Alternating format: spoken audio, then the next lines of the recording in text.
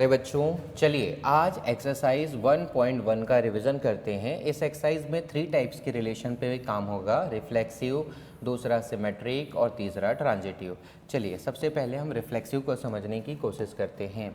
अगर किसी एलिमेंट का खुद के साथ ही रिलेशन बन जाए, जैसे x बिलोंग्स टू r हो, तो इस प्रकार की रिलेशन रिफ्लेक्सिव कहलाएगी।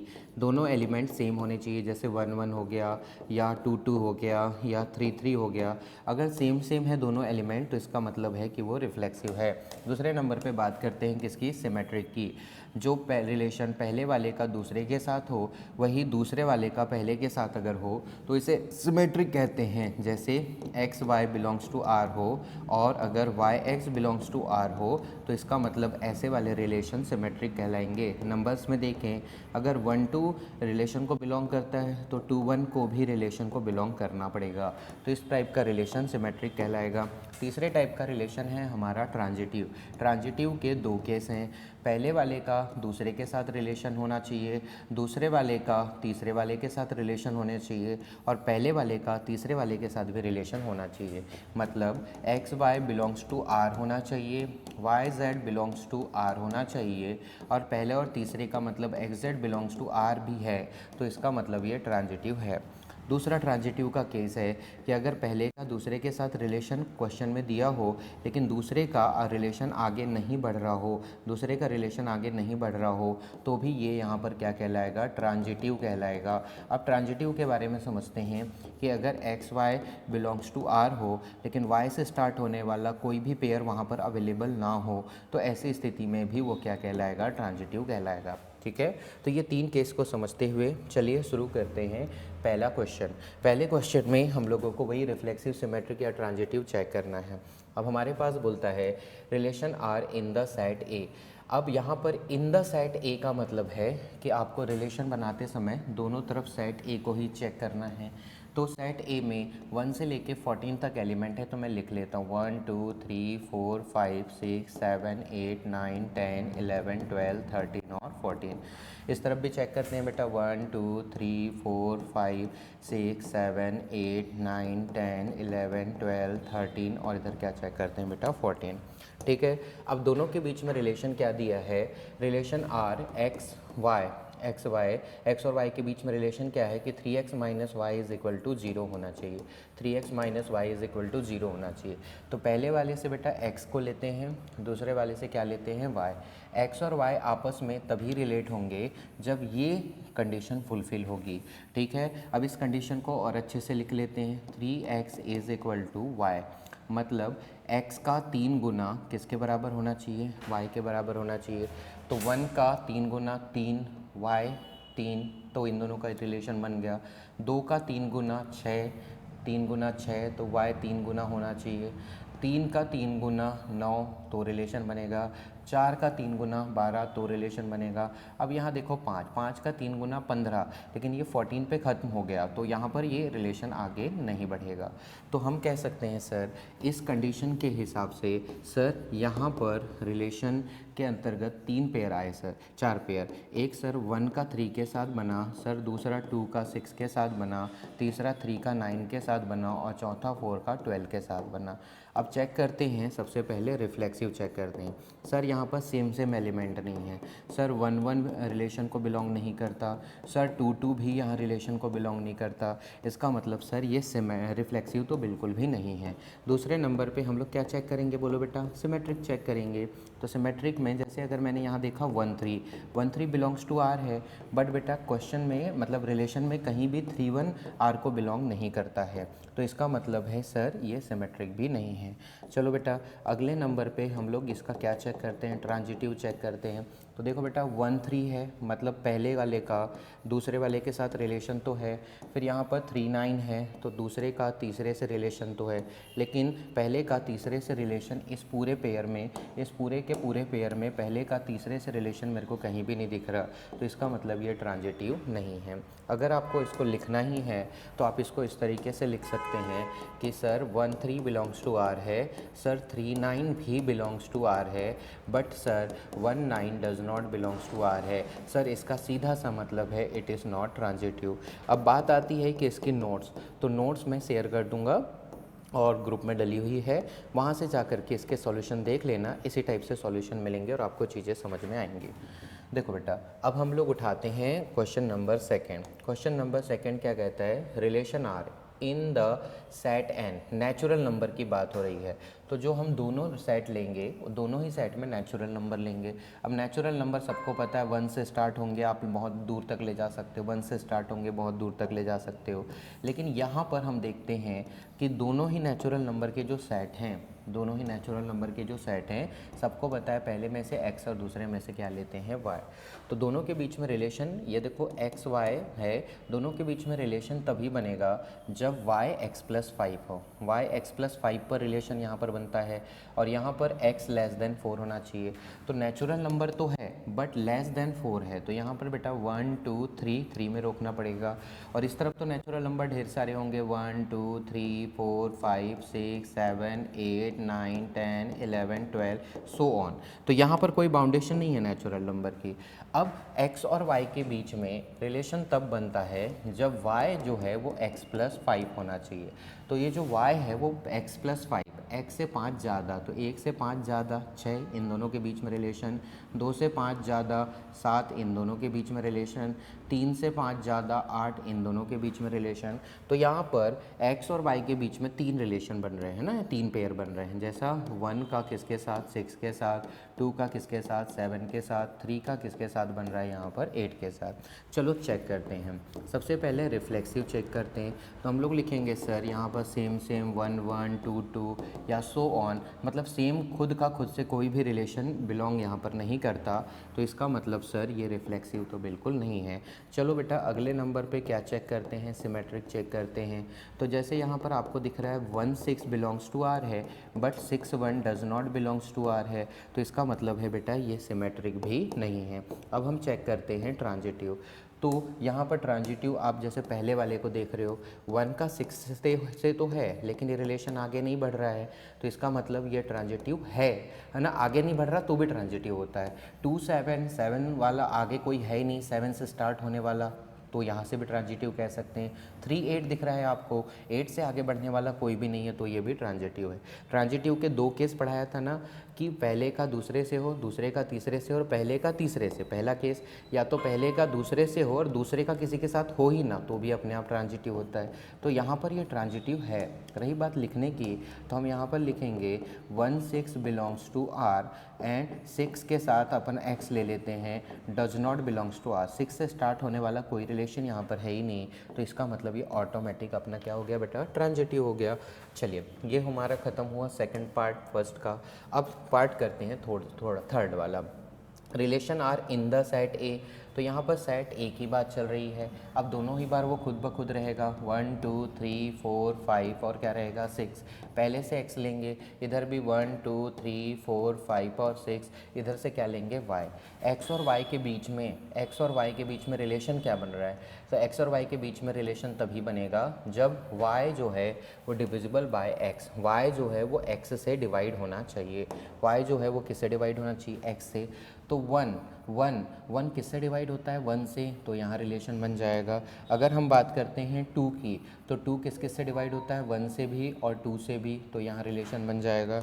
रही बात बेटा अगर हम बात करते हैं किसकी, 3 की, तो 3 किस से डिवाइड होता है, 1 से भी डिवाइड होता है और 3 से भी डिवाइड हो रहा है, तो यहाँ पर रिलेशन बन जाएगा।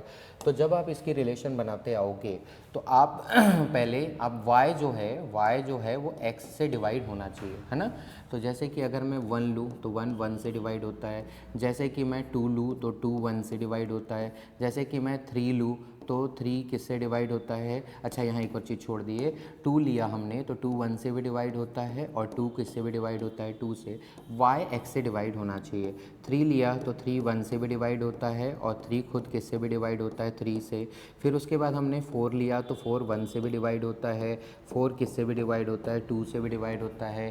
4 किससे भी डिवाइड होता है, 4 से भी डिवाइड होता है। 5 किससे डिवाइड होता है, 1 से।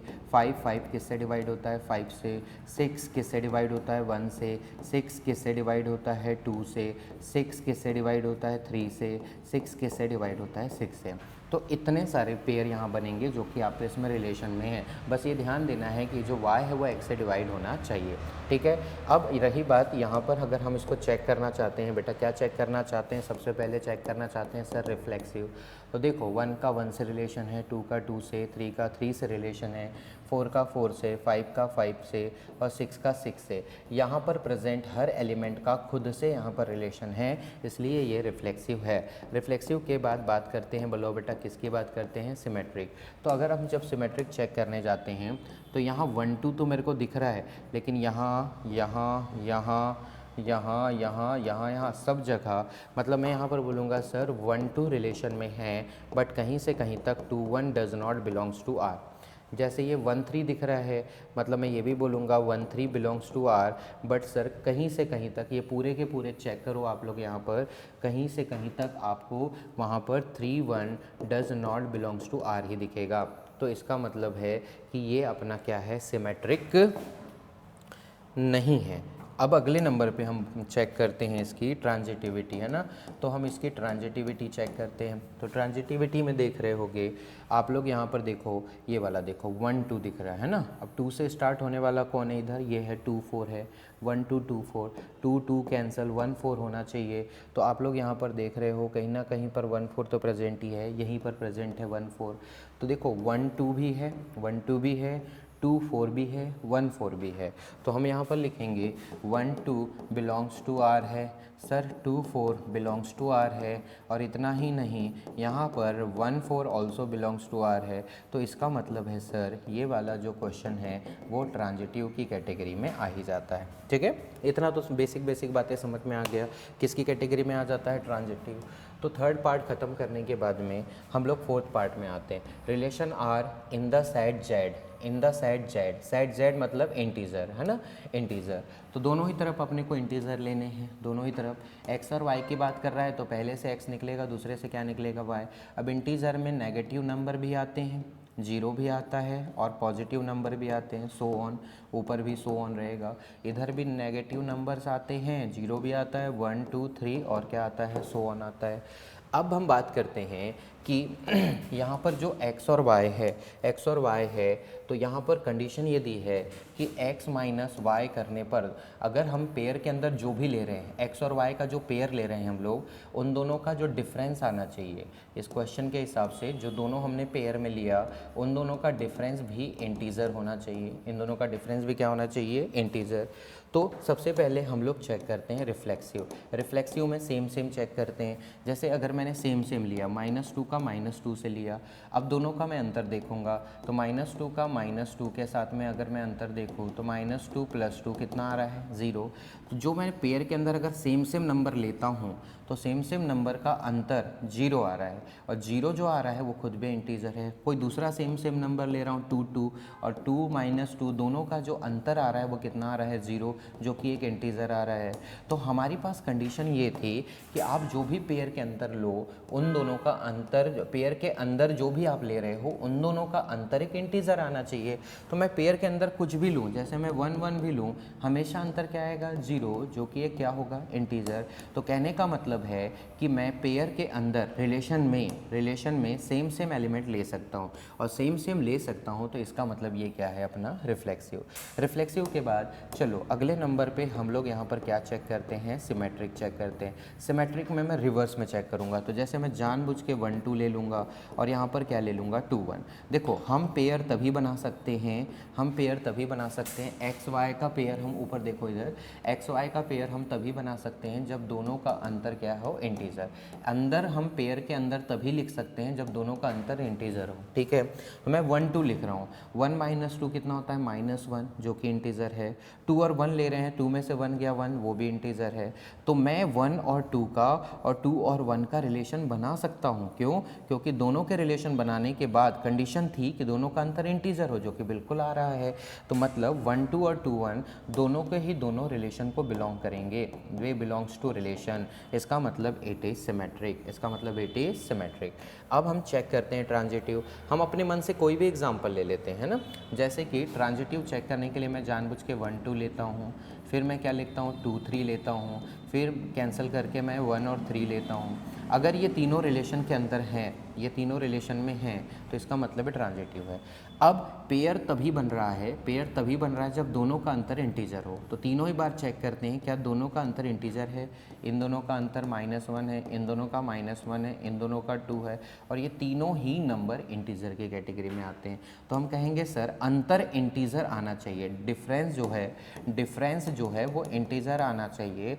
और सर यहाँ पर हम देख रहे हैं कि चाहे कोई भी पेयर हो, तीनों ही पेयर में डिफरेंस इंटीजर है, मतलब ये तीनों पेयर वहाँ रिलेशन के अंदर प्रेजेंट हैं और ये तीनों ही प्रेजेंट हैं। इसका मतलब सर वो हमारा क्या हो गया, ट्रांजिटिव हो गया। तो बस बेटा इसी तरीके से चेक करना है। आपने फर्स्ट का 4th पार्ट तक सॉल्व कर दिया है। आगे बढ़ते हैं, थोड़ा तेज हो रहा होगा बट कोई बात नहीं। देखो अगले नंबर पे बोलता है X and Y work at the same place. X और Y work at the same place. Relation ऐसी है कि एक्स और वाई सेम प्लेस पे वर्क करना चाहिए, ठीक है। अब ध्यान से पढ़ना कि हमने पेयर के अंदर जिन दोनों को रखा है, जो भी दो लोग हम रखेंगे वो सेम प्लेस पे वर्क करना चाहिए।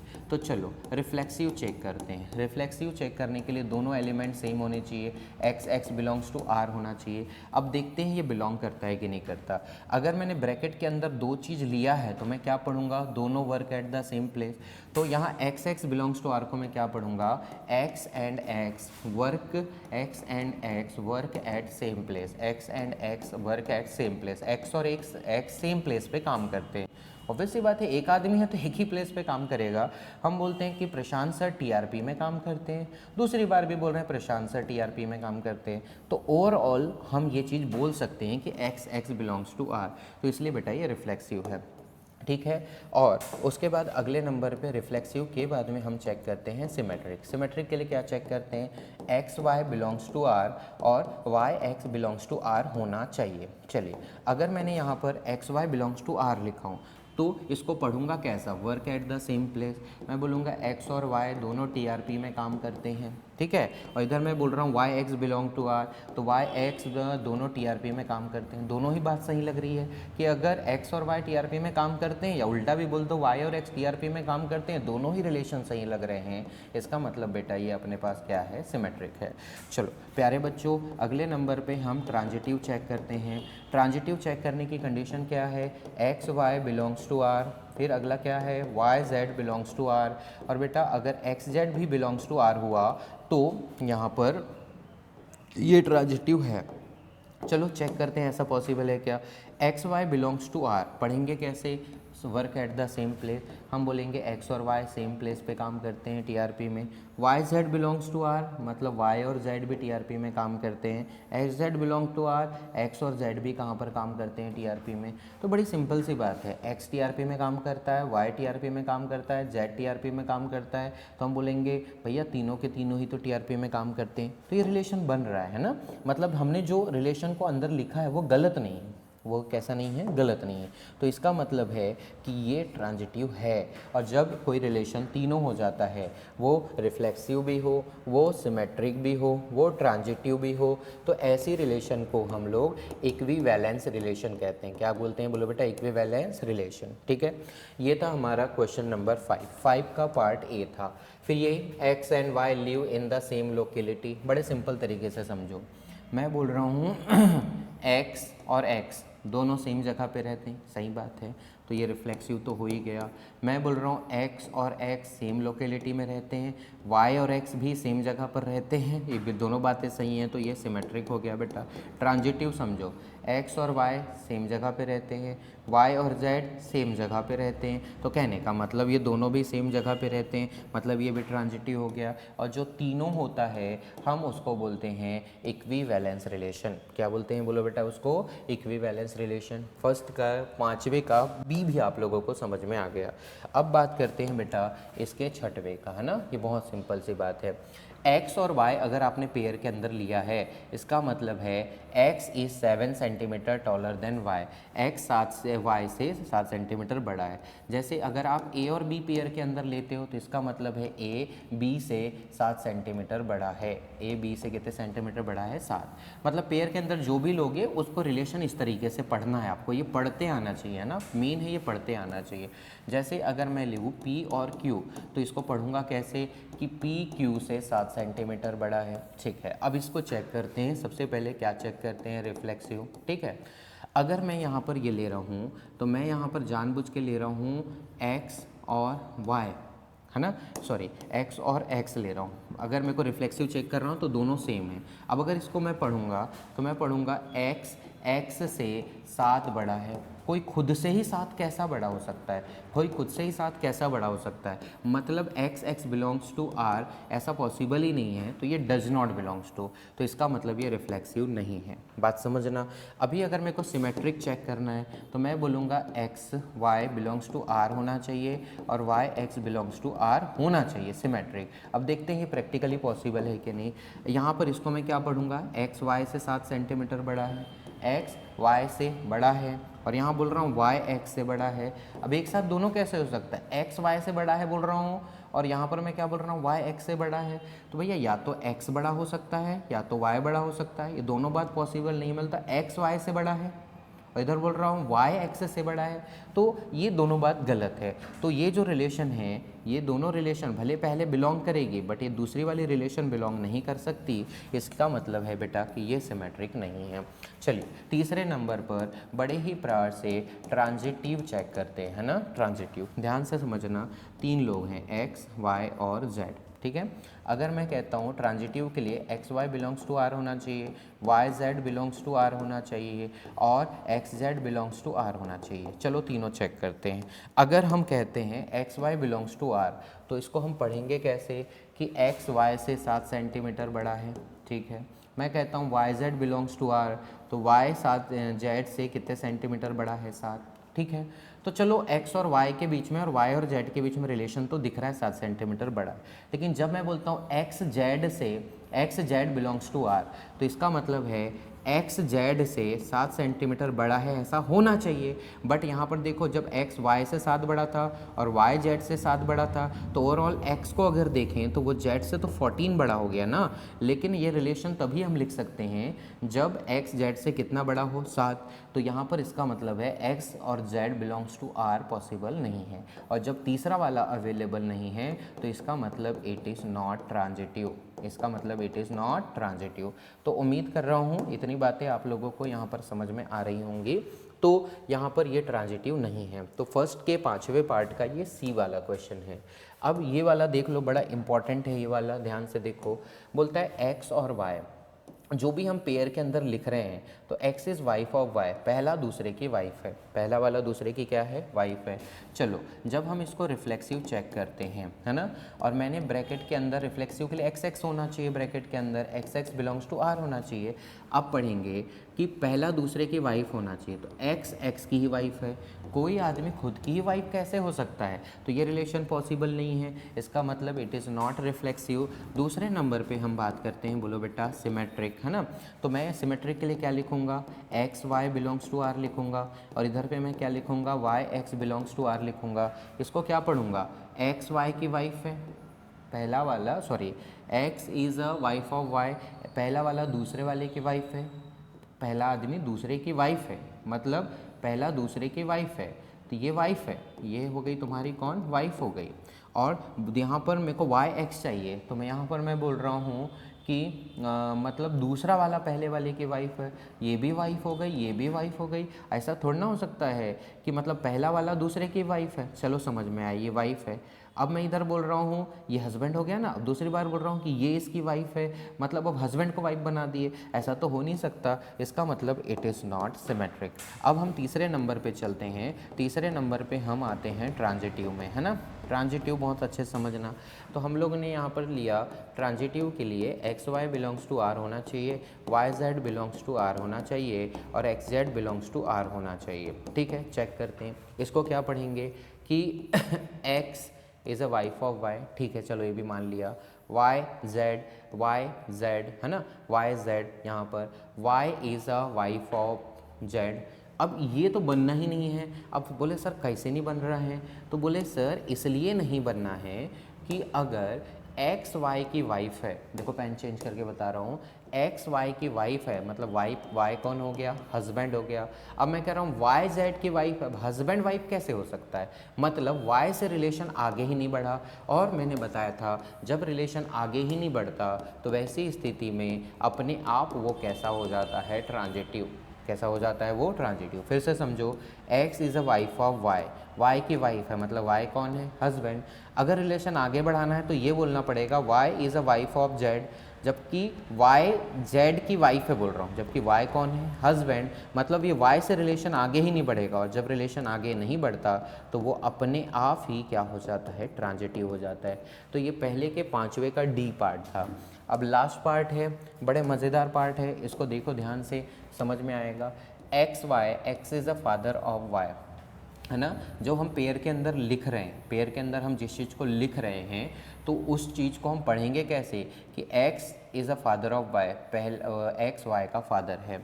तो अगर हम लोगों को रिफ्लेक्सिव चेक करना है तो हमको सेम लिखना पड़ेगा, x बिलोंग्स टू r। अब जो हमने लिख तो दिया लेकिन देखेंगे सही है कि नहीं। x y तो पेयर के अंदर को पढ़ना कैसे है कि पहला वाला दूसरे का फादर है। जैसे यहाँ पर देख रहे हो ना, एक्स वाई है तो x is a father of y, तो यहाँ पर हम बोल रहे हैं एक्स का ही फादर है। कोई आदमी खुद का ही बाप कैसे हो सकता है, फादर कैसे हो सकता है, तो ये वाली यहाँ पर डज नॉट बिलोंग, तो इट इज़ नॉट रिफ्लेक्सिव। दूसरे नंबर पर रिफ्लेक्सिव के बाद में यहाँ पर क्या आता है, बोलो बेटा, सिमेट्रिक। सिमेट्रिक की बात करते हैं तो सिमेट्रिक के लिए क्या होना चाहिए, x Y belongs to R होना चाहिए और Y x also belongs to R होना चाहिए। चलो दोनों को पढ़ के देखते हैं। इसका मतलब है कि x y का फादर है, x y का क्या है, फादर। चलो समझ में आया। और y बिलोंग्स टू r, इसका मतलब क्या है कि जो है y x का फादर है। तो दोस्तों वाली बात थोड़ी ना हो गई कि मैं तेरा फादर हूँ और y बोलता मैं तेरा फादर हूँ। ऐसा कुछ नहीं है कि अगर पहला आदमी फादर है तो दूसरा आदमी फादर नहीं हो सकता। और यहाँ पर बोलता है x फादर है और इधर बोल रहा है कि वाई फादर है। अब एक साथ दोनों चीज़ थोड़ी ना हो सकती, दोनों के दोनों एक दूसरे के फादर कैसे हो सकते हैं, तो ये सिमेट्रिक नहीं है। तीसरे नंबर पे हम लोग चलते हैं तो हम यहाँ पर इसको पढ़ेंगे, x किसका फादर है, y हो सकता है, y किसका फादर है, z ये भी हो सकता है। लेकिन कोई कहे कि x किसका फादर है, z नहीं हो सकता, क्योंकि x किसका फादर था, y। मतलब ये हो गए दादा, ये हो गया आपके पिता और ये हो गया बेटा। ये कौन हो गया, बेटा। तो दादा यहाँ पर हो गया, x किसके पापा हैं, y के, y किसके पापा हैं, z के, लेकिन x z के पापा नहीं है, x तो z के क्या हो गए, दादा हो गए। तो इसका मतलब कि पहले और दूसरे का रिलेशन बन रहा है, दूसरे और तीसरे का भी रिलेशन बन रहा है, बट पहले और तीसरे का रिलेशन नहीं बन रहा। यहाँ पर x Y belongs to R है, यहाँ पर y Z belongs to R है, बट यहाँ पर x z does not belongs to R है। और ऐसी स्थिति में कोई भी चीज़ क्या होती है, नॉट ट्रांजिटिव होती है। ठीक है बेटा, ऐसी स्थिति में कोई भी चीज़ क्या होती है, नॉट ट्रांजिटिव। तो उम्मीद है इतनी बातें तुम लोगों को बेसिक तरीके से समझ में आ गई होंगी।